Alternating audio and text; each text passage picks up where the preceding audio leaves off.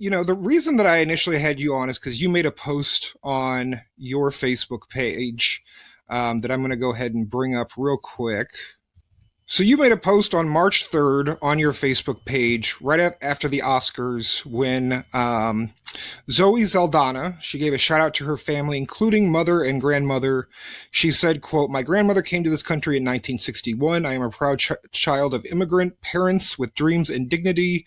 She said she is the first American of Dominican origin to accept an Academy Award and added, "I know I will not be the last." She said she was thrilled by the fact that she's getting an award for a role where she got to sing and speak in Spanish, adding, "My grandmother, if she were here, she'd be so delighted." And your response was so tired of the straw man argument. The left created the straw man argument that Trump is opposed to immigrants, that then rebuts it. "No one I know is opposed to immigrants. What they oppose is illegal immigration, and what they support is coming here legally." Geez. So first off, why did you decide to specifically make this comment about a post where they're not really making like they're not making the claim that you Well, said the they're reason making? I picked that post was because there was a lot of things come out of the Oscars that some of the recipients of awards were sitting there saying, "Well, we're for the immigrants, and we're for this, and we're for that," and then they try to equate it as if somehow, and I believe this is what they try to do. They try to equate this as being Republicans or Trump supporters or MAGA people or whoever you want to claim they are to be. They're against immigration. I mean, I don't know anybody who's opposed to immigration. I mean, I don't. Now, I suppose there might be some, okay, but I mean, I don't know anybody opposed to immigration as long as it's done legally. And I don't think, and too often I have heard in this debate, even whether it been from Zoe Saldana or somebody else, that MAGA people hate immigrants. Well, that's not what it is. Okay, we don't dislike immigrants. We just want the law to be followed. If you don't come here legally, you're here illegally, and we want you to come here legally. So it's your belief that the Trump administration is only opposed to illegal immigration. He's not opposed to legal immigration. That's your position. I think there's plenty of evidence to support that. I mean, Okay. take it. Go ahead. So are you familiar with temporary protected status? No, I haven't studied it that much. I'll talk about the $5 million gold card. I mean, if you want me to talk about that, I mean, I they're wasn't going to bring it encouraging up. I people. mean, I guess you can. There are countries that do that. I don't know how successful that program is, though. Well, we'll see how it is, but I mean, that's not an effort to discourage immigration. I mean, no one's telling people they can't come here. They're just going Well, to make sure you come here legally. so Go temporary ahead. You had a protected question, though. so temporary protected status is a program that allows people that are here or to come here from certain countries like Cuba, Venezuela, El Salvador, Ukraine, Afghanistan. There's a number of other countries, and it allows them to be here legally and work. And Donald Trump is basically saying he's going to get rid of the whole program, and all of these people will suddenly be taken off of temporary protected status, which means they would lose their authorization to be in the country. Are you familiar with Well, that? I haven't heard that Donald Trump has said that. I mean, what I have heard and what I understand the issue to be is that Donald Trump has said, "Listen, if you're not here legally, I mean, take the student visas too. I mean, they didn't get rid of the student visas. You still can come here. You just can't come here and do certain things. I mean, Yeah, but no they are one's saying telling. they're going to get rid of temporary protected status. I mean, that's something I believe the attorney general has explicitly said that they're going to get rid of this status. They're also said, like, do you support Well, if refugees they get rid of coming here? temporary protected status, I'm confident that they'll do something else in its place. I mean, that they feel is more secure and more agreeable to allowing people who are going to come into this country to be citizens who want to participate in the United States. I mean, to me, if you come to this, let me give you an example. Okay, if I go to France, okay, and I don't think I have a right to expect French people to speak English. I don't think I have a right to expect French people to adopt my former culture. I have to assimilate into their culture. I have to learn to speak French. I have to learn to be a part of their culture. I have to learn to be part of the way their government does things. Okay. Eventually, I may become a citizen. Who knows? But let's just say I did that. Okay. I mean, that's the way I view Trump as what he's doing. He's saying, listen, if you're going to come here, you're going to come here with the intent to become an American citizen. You're going to assimilate. You're going to learn the language. You're going to become an American citizen. That doesn't mean you vote Republican. That doesn't have anything to do with it. Yeah, But but you're going to come in here and you go ahead. immigration law does require that you learn English. Like it Well, already most does. It already does it require may that not. with very specific exceptions for like the elderly, because it's just more difficult for the elderly to learn a new language. So, I mean, I hear this about, oh, Well, they as need you to learn know, English. That's already a you requirement can. in immigration law. Well, as you can have law, and you can have whether it's going to be enforced or not being enforced. Okay, I mean, and sometimes the law isn't enforced. It may require that you speak English. It doesn't mean that the law is actually being applied as written. Do you support us taking in refugees? If they're political refugees and they can prove that they're fleeing political persecution, um, uh, I would think they're. Well, I'm confident there already is a process to allow them in. There is. Donald Trump also said that he's not going to accept any more refugees coming in. He said that last month in Okay, February. all right. Do you I'm support? not going to agree with you. Go ahead. Do you support? I'm Well, not look, going I to mean, agree with you. I'll list all the sources in the description, and people can go look them up and decide, what the facts are. Do you support people coming here and seeking asylum for political reasons? Persecution, anything If like they that. do it through the legal process, yes. Yeah, It's all about following the law. It's all about following the law. and there are people that have been trying to do that. I mean, they just ended an app program that would have allowed you to sign up for an appointment and go to a port of entry and request asylum, and then they completely got rid of that app and they canceled all these appointments. I guess the point that I'm trying to make is that these are all ways in which you can legally come to this country, and the current administration is getting rid of these. So it's actually reducing the amount of ways that you can legally come to this country. And so when you say that Trump or conservatives, they only care about illegal immigration, they're perfectly fine with legal immigration, but then at the same time they're going and they're getting rid of numerous legal avenues of coming to this country. The reality is that no, they're not for legal immigrants coming here. They want to also reduce the amount of legal immigrants that come here. I would disagree with that. I would say they're trying to narrow the channel. That if you want to come in here, you got to strictly follow these rules. Because when you say the app program, there were a lot of, as I understand it, a lot of abuses with that. I mean, the goal What of it is abuses? to make What abuses are you talking people about? people that were coming in, they were reporting where they were told to show up for a hearing and they never showed up. I mean, and there's no way to follow them. I mean, I think what they're trying to do is to make all this the app program still there.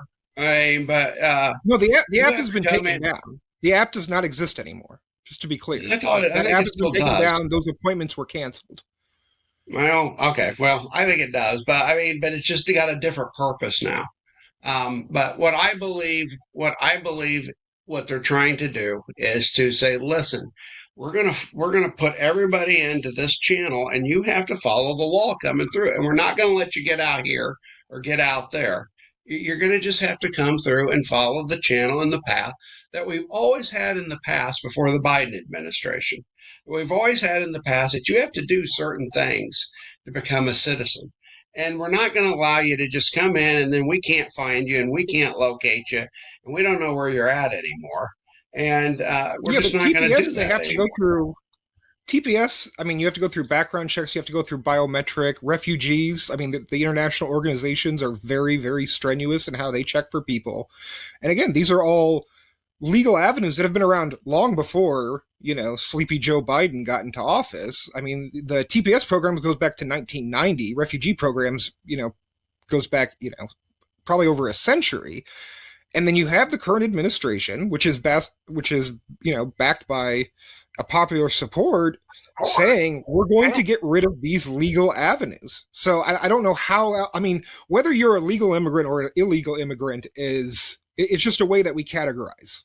We create these avenues that you can come here or not. And if you're getting rid of that, that means you're reducing the ability for people to come here legally. I don't know anybody who's being precluded from coming here legally. You're just going to have to follow Refugees certain. are. I just told you that refugees are. No, no, no. I mean, you're still going to have to follow certain channels to get in here. You can't. You can still get into the United States. It's just that we're not going to let you have this loophole and that loophole and that loophole and that loophole and that loophole. You got to come in and follow the straight channel that says this is what the law says and this is what's required, and you're going to follow it. And These we're are the just going to laws. make sure. TPS is the law. TPS is the law. The asylum process is the law. Refugee is the law. You can have all kinds of ways to get around things, okay? And there are always ways to get around things. And all they're doing is closing the way to get around things to make sure that the channel is open and but legal. So I mean, we're not going to let you. We're not going to let you flop out of the system, and we can't find you, and we don't know you, and we don't know where you're at, and we don't have anything idea about what you're doing anymore. And you're in our country. I mean, we don't know anything about you.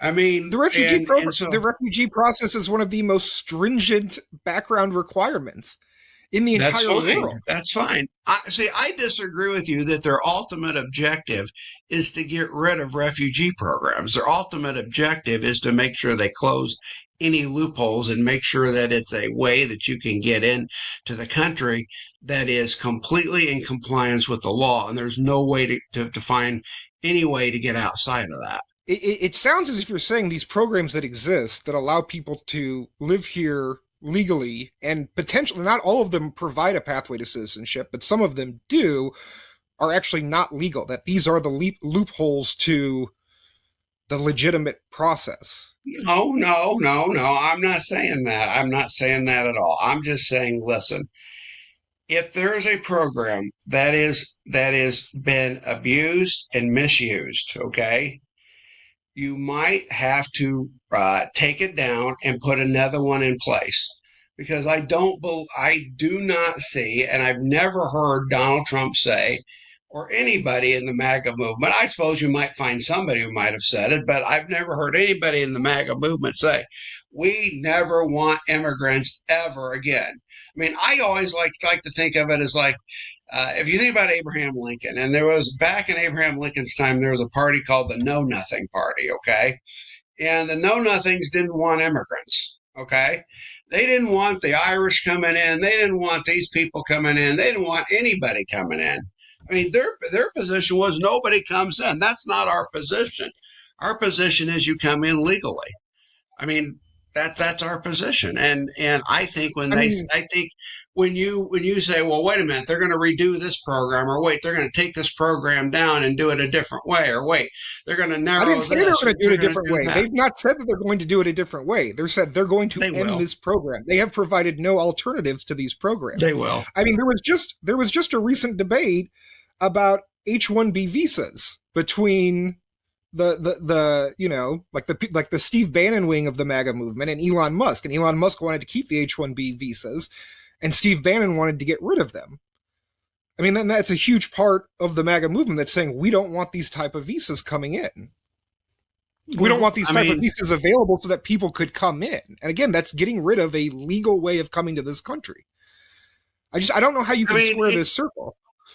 Well, if they get rid of one legal way to come in to the country, they'll provide another way to come in. I mean, because Elon Musk is more of the view that, hey, if there are talented people out there that want to come in from a foreign country and want to assimilate to our system, we are happy to bring them in here. They'll be a benefit to our economy. They'll be a benefit to our country, and we want them here. Okay. I mean, that's the way I take Elon Musk's view. Okay. And then you've got the other wing of the party, I believe, that doesn't necessarily oppose them, but they see too much fraud and abuse in that type of system that they think that it's being misused. Okay. So I think eventually what you'll come up with is some way to maintain that program in a way that they feel is allowing people to come in here legally and will be a vibrant part of our country. I mean, I actually, I mean, are you not a child of an immigrant somewhere down your ancestry line? I mean, I know I am. I mean, Yeah, I yeah, mean, that's one of the reasons that's one of the reasons I'm I, very, very pro-immigrant. I've worked in immigrant justice for like 9 years at this point. I've worked very because heavily getting immigrants to be able to be here. what I think you're probably going to see in the long run, although you're not going to see this immediately, okay? There's political reasons why I don't think you can do this immediately. When they get the wall fully built, you will see reform to immigration. I don't know what that type of reform that will take, but I think you will see some paths made easier and some paths made more difficult. But I think there will be immigration reform eventually in this administration at some point. And I don't think it'll be anti-immigrant. It's just saying, listen, here's the door. You want to come in the door, you got to knock first. You got to get permission to come in, and then you got to go through the path legally. And I think that's what will happen because I think there will be some type of immigration reform in the future. I just don't know what it'll look like. I mean, do you support creating some type of pathway for citizenship for people who are here undocumented? Well, I think that the problem you're going to have with the MAGA movement and making that move first, okay, they're not going to do the reform first because the problem is they do the reform first and the promise has always been in the past. Okay, we're going to do the reform first and we'll get the enforcement later. Well, we always did the reform and never got the enforcement. Okay, I think you're seeing it switched completely around this time. We're going to do the enforcement first, and then we're going to do the reform. I mean, I think that's the problem that Reagan had. Reagan came in and he did do some immigration reform, but Yeah, that was the on the last promise that major. he was That was the yeah, but last major immigrant reform. Yeah. on the promise he was going to get more enforcement. Okay, well, the enforcement never comes. So I think the Republicans have basically said, we will do the enforcement part first now, and then we'll do the reform part second. I think because it's hard to go to a Republican right now and say we need to reform our immigration system until you can show to that same Republican that hey, we've actually closed the border, we're actually requiring people to come in here legally, we're actually doing these things. Because what was happening is let's do the reform and we'll give you that enforcement later. We're not going to do that anymore. I think that's what's going on. I think you're going to see immigration reform eventually. I think it's just probably going to have to wait till they actually get some more stuff done. Why do you think there is such a flood of people that are constantly trying to come here? Because it's a great country. Do you think like what are the specific? Well, why are they leaving their own countries and coming here? Probably because they see this country as an opportunity to improve their lives. I mean, I guess what I'm trying to get at here is that a lot of people who leave their countries, they don't want to. They leave there because there's a lot of really bad stuff happening. And when you talk about countries like in Central and Southern America or in the Caribbean, these are countries that our government, our foreign policy has actively worked to destabilize and to make these countries more dangerous. And so then people end up fleeing, like they're leaving because they really don't believe they have any other choice, and they end up coming here. And it's something that I've always been bothered with, especially from the party that, preaches personal responsibility, and yet we never want to take any personal responsibility for our own foreign policy decisions that actively destabilize countries. Like I believe that the freedom of movement is a fundamental inalienable right, but that includes the freedom to want to move. I don't think most immigrants that, take this massive stretch through southern and central America, going through some of the most terrible conditions to try and get here, actually want to come here. I think that they're fleeing because they don't see any other choice. And a large part of it is our own foreign policy. Well, I think America's, I mean, I view it differently. I think America has been one of the most generous countries in the history of the world. I mean, we've gone out of our way. I mean, we liberated Germany, we liberated Japan, and then we rebuilt it. Okay. It was our money that rebuilt that. Okay.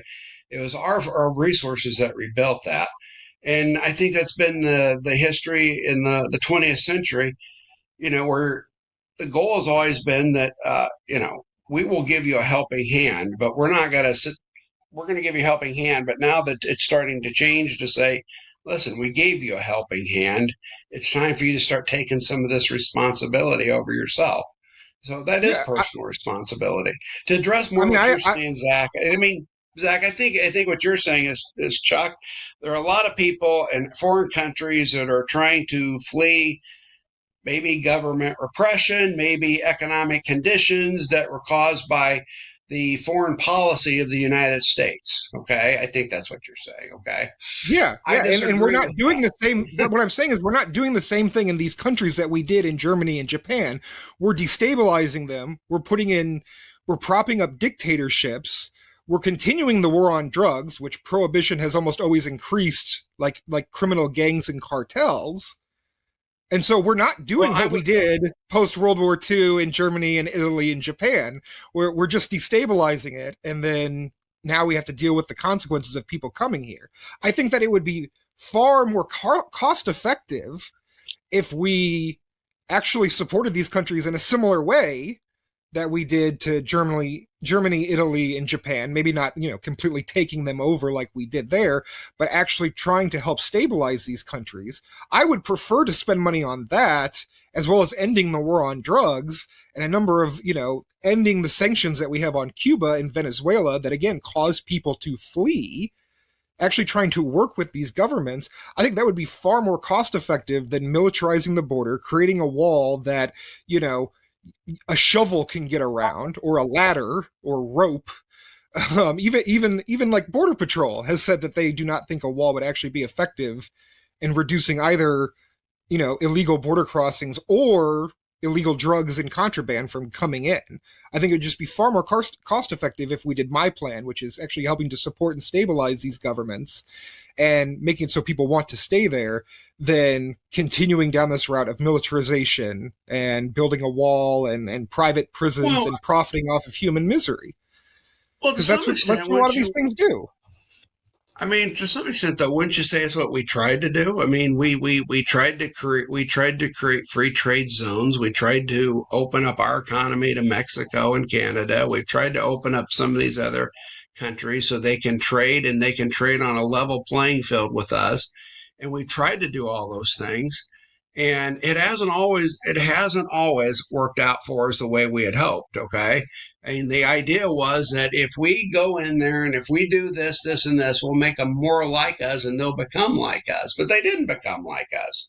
And they Well, didn't I become don't. like us. I don't see NAFTA as doing that. I mean, just one example with NAFTA is, which was an agreement between Canada, the U.S., and Mexico, is that it opened Mexico to our agricultural market.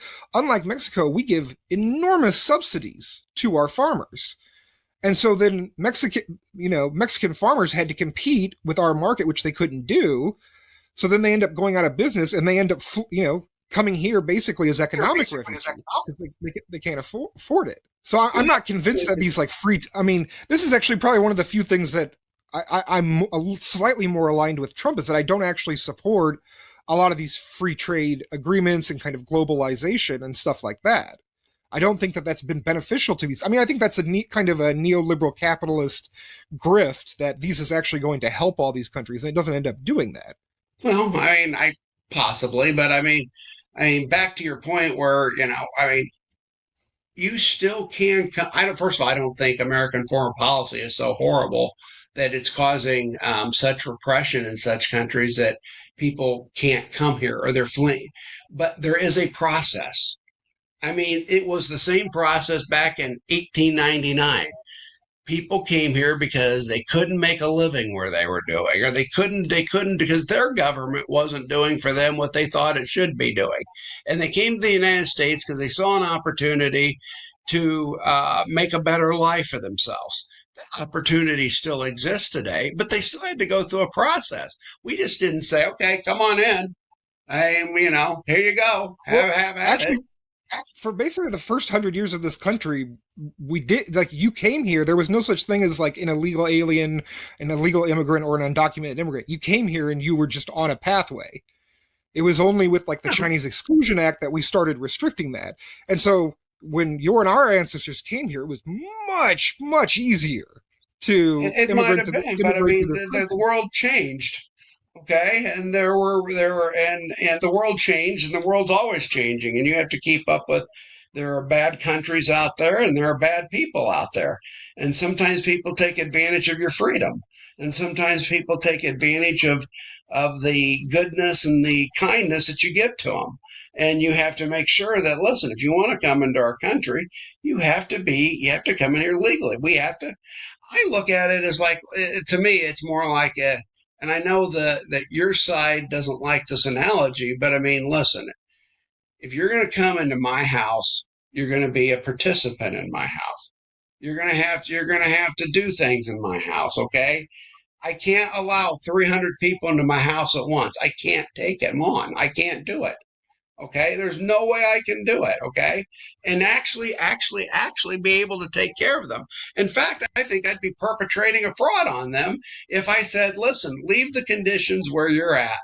Come to this country. We'll give you better conditions, but you send so many of them over that we can't even take care of you all. We can't do it. Okay.